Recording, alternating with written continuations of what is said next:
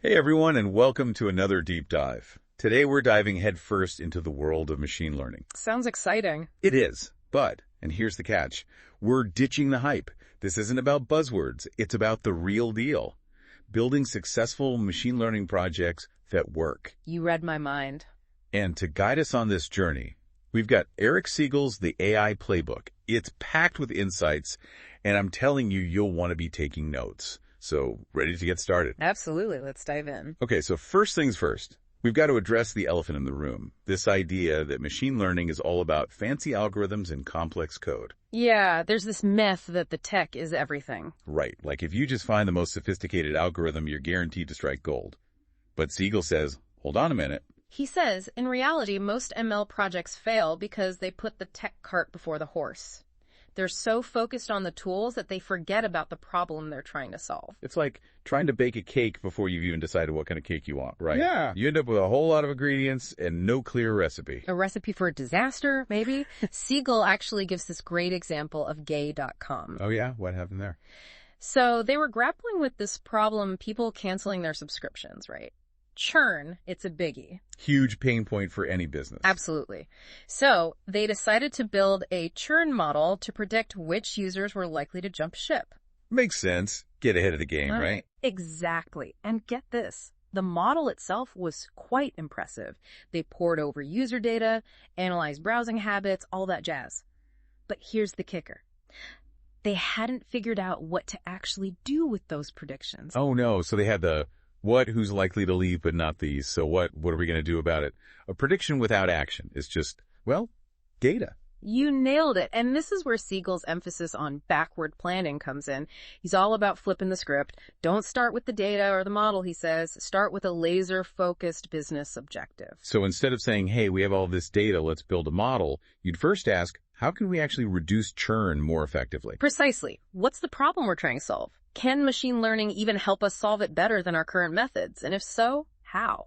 Now you're talking. That's a whole lot more strategic than just throwing data at an algorithm and hoping for the best. And it makes you think about those practical implications from the get-go. Totally. And the perfect example of this, and one that Siegel highlights, is Jack Levis at UPS. You familiar with his work? Oh, yeah.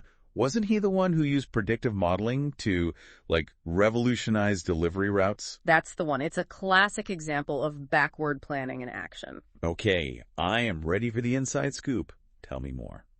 So Jack looked at this massive logistical puzzle, millions of packages, thousands of routes, and he asked that deceptively simple question, how can we get those packages delivered faster and more efficiently? Seems obvious, but I bet you it's amazing how often that gets lost in the tech jargon. More often than you'd think. But Jack was laser-focused on that outcome, efficiency. And he realized that even predicting package destinations with some degree of uncertainty could lead to huge time and cost savings. Okay, so it's like those navigation apps that give you the fastest route even with traffic. Mm-hmm. They're not predicting the future exactly, but they're using data to make smarter decisions. Spot on. It's about using the data you have to make the most informed decisions possible, even with a bit of uncertainty baked in. This is fascinating. So how did Jack actually put this into practice? Did he really build a crystal ball for packages? Not quite a crystal ball, but pretty darn close. He used machine learning to analyze a mountain of historical delivery data. By looking at past delivery patterns, he trained a model to predict where future packages were most likely headed. Okay, so this is where that concept of lift comes in, right? Mm-hmm. I've heard that term thrown around, but I need a plain English explanation. What does it actually mean? So think of lift, it's your model superpower. It tells you how much better your model is at making predictions compared to just random guessing or your current methods. So it's a measure of how much value the model brings to the table. Exactly. Forget those flashy headlines promising 100% accuracy.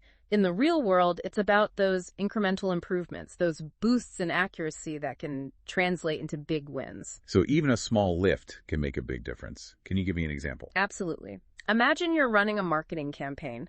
You want to send out coupons, but you don't want to waste them on people who aren't interested. A model with even a small lift could help you identify those who are most likely to respond, saving you money and boosting your ROI. It's like having a superpower for predicting the future, even if it's not perfect. You can bet marketers would be lining up for that kind of edge. For sure. But here's the thing, and Siegel stresses this throughout the book. Even with the most powerful algorithms, your model's performance ultimately hinges on one critical element: data. Makes sense. You can't make a gourmet meal with stale ingredients, right? Exactly. Data is the foundation of everything. Siegel talks about the importance of having long, wide, and labeled data. It's like building a strong foundation for a house. Okay, I'm intrigued. Break that down for me. What does long, wide, and labeled data actually mean? So imagine you're training an algorithm to detect credit card fraud. Long data would be years of credit card transactions, giving you a historical perspective. You're not just looking at a snapshot in time, you're looking at the bigger picture, the trends over time. Got it. Exactly. Now, wide data, that's where you get into the details. It's not just the amount, but the richness of the information. For each transaction, you'd want details about the purchase, the location, time of day, all those juicy details. So it's like having a wide-angle lens versus a zoomed-in shot. Yeah. You're capturing a broader, more nuanced view. You got it. But here's the kicker. The labeled part is where the magic really happens. You need to know which of those past transactions were actually fraudulent. Ah, so that's how the algorithm learns. You're showing it examples of what to look for, what constitutes fraud. Exactly. And a great example of this in action is FICO's Falcon Fraud Detection System. They've got this massive data set, billions of transactions from banks worldwide, and each one is clearly labeled as either legitimate or fraudulent. Wow, talk about big data. That's incredible. Right. It's like having a global network of detectives all sharing their case files, helping each other identify those subtle patterns of fraud. That's a powerful image. But, and I'm sure you're going to get into this, with so much data and so many different machine learning algorithms out there, how do you even begin to choose the right tool for the job? That is the million-dollar question, and it's one we're going to unpack right after this quick break. Don't go anywhere. Choosing the right machine learning algorithm is often made out to be this mysterious process, like you need some kind of secret decoder ring. Right. Like you need a PhD just to understand the options. But Siegel does a great job of demystifying it. He breaks it down into these really practical considerations. Like, first and foremost, you've got to think about the type of problem you're trying to solve. Okay, so different problems, different tools, makes sense. But what kind of problems are we talking about here? Well, are you trying to predict a category like, will this customer click on this ad or not? Yes or no? Or is it about predicting a specific number, like how many pizzas will this customer order next month? So it's like, am I choosing between a yes-no question or a fill-in-the-blank? Exactly. And the type of question you're asking will guide your choice of algorithm. Another thing to consider is how important it is for you to understand how the model is making its decisions. Ah, so we're talking about interpretability. Some models are easier to understand than others, right? Totally. Think of it like this. Some algorithms, like decision trees, they're like that friend who can walk you through their thought process step by step. You can see the logic, understand how they arrived at their conclusion. That makes sense. Yeah. And that kind of transparency can be super valuable, especially when you're trying to get buy-in from stakeholders. If they don't understand how the model works, they're not going to trust it. Exactly. But here's the catch. Sometimes those easily explainable models, they might not be the most accurate or the most powerful. Then you've got algorithms like deep learning, which are more like, I don't know. Like a black box. You get the output, but you're not quite sure what's happening inside. Exactly. They can produce incredible results, but good luck trying to understand the inner workings. So it's like choosing between a map and a masterpiece. Mm-hmm.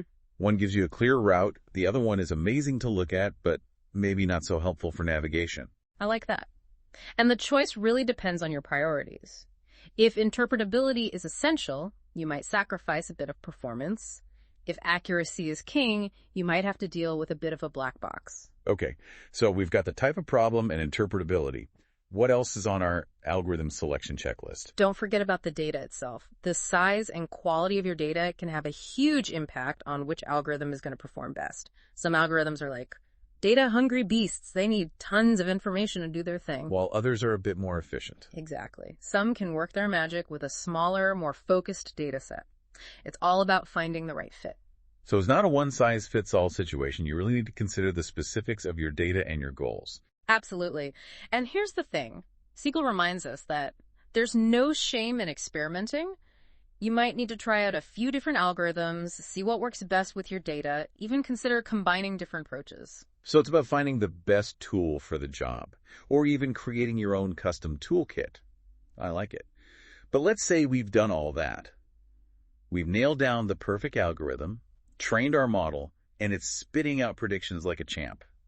We're done, right? You wish. Building the model, that's just the first hurdle. Deploying it, actually integrating it into your real-world operations, that's where things get really interesting. That's where the rubber meets the road, right? 100%. And it's where a lot of projects, even the ones with all the right algorithms and data, they stumble. Why is that? What makes deployment so tricky? Well, for one thing, it's not just about flipping a switch. You're not just unleashing this AI into the wild and hoping for the best. You need to think about the infrastructure, the processes, even the team communication that needs to be in place to support this new way of doing things. So it's about building a whole ecosystem around your model, not just the model itself. Nailed it. It's like you've built this incredible race car, but you need a whole racetrack and a pit crew if you actually want to compete. And speaking of teams, you've got to get everyone on board with this new way of working. Oh, yeah. I can imagine there might be some resistance to bringing in AI and changing up the status quo. People get set in their ways. Absolutely. Change management is huge, and it's often the missing piece in these ML projects. Remember Jack Levis and his UPS routing system? Oh, yeah. Groundbreaking project. Totally. But even with a solution that was clearly better, he faced some pushback from the drivers, the people who'd been doing things their way for years. That makes sense. Change can be tough, even when it's for the better. So how did he overcome that resistance? It took time, persistence, and a lot of clear communication. He had to really sell them on the benefits, show them how this new system wasn't just a threat, it was actually going to make their lives easier. So it's not just about the tech, it's about the people using the tech. 100%. And it's about being able to clearly demonstrate the impact of all this effort. How do you know if your shiny new ML-powered system is actually making a difference? Right, you need a way to measure the results. Exactly. And this is where Siegel's emphasis on control groups comes in.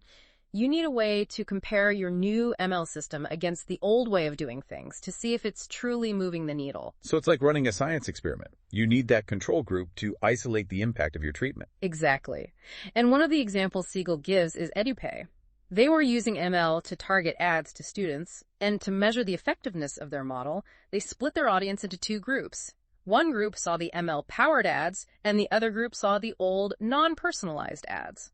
So they were essentially A/B testing their entire operation. Exactly. And the results were impressive. The control group showed that the ML model was significantly more effective at reaching the right students. That's what it's all about. But deploying a model, it's not a one-and-done deal, is it? You can't just set it and forget it. You hit the nail on the head. Siegel talks about this. Models can get stale, especially in a world where things change so quickly. Right. Think about it. The data your model was trained on, it can become outdated. Customer behavior changes. New trends pop up. Your model needs to keep up. It's like trying to navigate a busy city with an old map. You might eventually find your way, but it's not going to be pretty. Exactly. And that's why Siegel is so big on continuous monitoring. You've got to keep an eye on your model's performance, be ready to retrain it, maybe even rebuild it from scratch if you have to. So it's less like flipping a switch and more like tending a garden. You need to nurture it, make adjustments as things change. 100%. And that's what I love about Siegel's book. He gives you that practical, actionable advice. It's not just theory. It's like, here's how you actually make this stuff work in the real world. It's been eye-opening. But before we wrap up, I want to circle back to something you said earlier about deployment not being one size fits all. Can you unpack that a little? What are the different approaches? Yeah, great question. It's kind of like choosing the right shipping method for a package. Sometimes you need it overnight. Other times regular mail is fine. Okay, love the analogy. So what are the different shipping methods in the ML world? So Siegel talks about batch processing and real-time scoring. Batch processing is like sending out a bulk email. You're making predictions on a whole bunch of data at once, but it might not be instantaneous. So it's good for those tasks where you don't need an answer right this second, like generating monthly reports maybe? Exactly. Real-time scoring, on the other hand, that's your express delivery service. Think fraud detection. You need to know the instant a transaction looks fishy. No time to wait around. It's all about speed. So real time is for those high-stakes, immediate action situations. When would you choose batch processing? Well, it often comes down to efficiency. If you don't need those split-second predictions, batch processing can be a more efficient use of your resources. So we've covered a ton of ground here, from that whole idea of backward planning to figuring out your data, your algorithm, how to deploy it, all of it. And let's not forget about that ongoing maintenance. That's what separates the one-hit wonders from the long-lasting successes. It's like the difference between a flash in the pan and a slow burn, right? Yeah. You need that commitment to keep refining, keep adapting. Siegel's book is like the ultimate guide to building those ML systems that stand the test of time. Absolutely. It's a must-read for anyone who's serious about moving beyond the hype and really harnessing the power of ML. Well said. This deep dive into the AI Playbook has been amazing.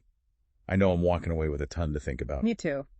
And for everyone listening, remember, this is just the beginning of the journey. Keep exploring, keep experimenting, and never be afraid to ask questions. And on that note, it's time for us to sign off.